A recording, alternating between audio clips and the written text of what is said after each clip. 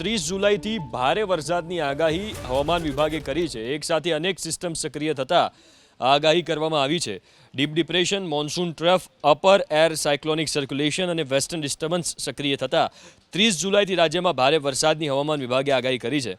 આજે 4 જિલ્લામાં હવામાન વિભાગે વરસાદનું યલો એલર્ટ જાહેર કર્યું છે, તો 30 અને 31 જુલાઈએ દક્ષિણ ગુજરાતમાં ભારેથી અતિ ભારે વરસાદની આગાહી કરાઈ છે।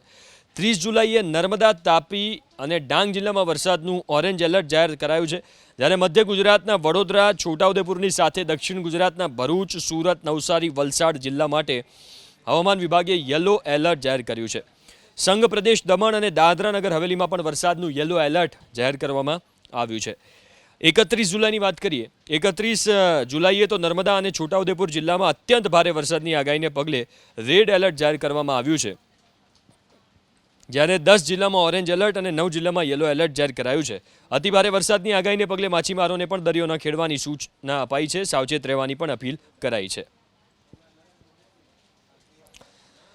તો વરસાદને લઈને હવામાન નિષ્ણાંત અંબાલાલ પટેલે પણ મોટું અનુમાન કર્યું છે। આગામી 48 કલાક રાજ્યના વિવિધ જિલ્લામાં ભારે વરસાદી ઝાપટા વરસશે।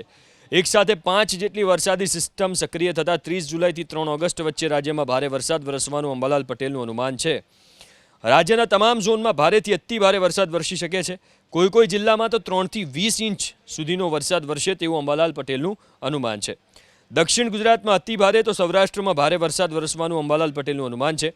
અંબાલાલ પટેલના અનુમાન મુજબ 8 ઓગસ્ટે બંગાળના ઉપસાગરમાં વધુ એક વરસાદી સિસ્ટમ સક્રિય થશે, જેને લઈને 5 ઓગસ્ટથી 14 ઓગસ્ટ વચ્ચે દક્ષિણ ગુજરાતમાં ભારેથી અતિ ભારે વરસાદ વરસી શકે છે।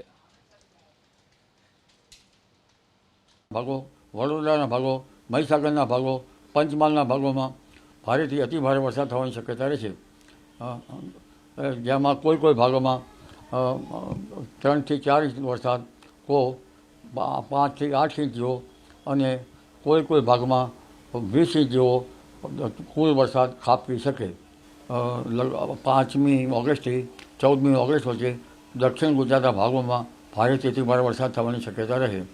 દક્ષિણ સૌરાષ્ટ્રના ભાગોમાં પણ ભારે વરસાદ થવાની શક્યતા રહે અને આશ્લેષામાં પશ્ચિમ સૌરાષ્ટ્રના ભાગો, દ્વારકાના ભાગો, પોરબંદરના ભાગો અને જામનગરના ભાગોમાં પણ વરસાદી ઝાપટા પડી શકે।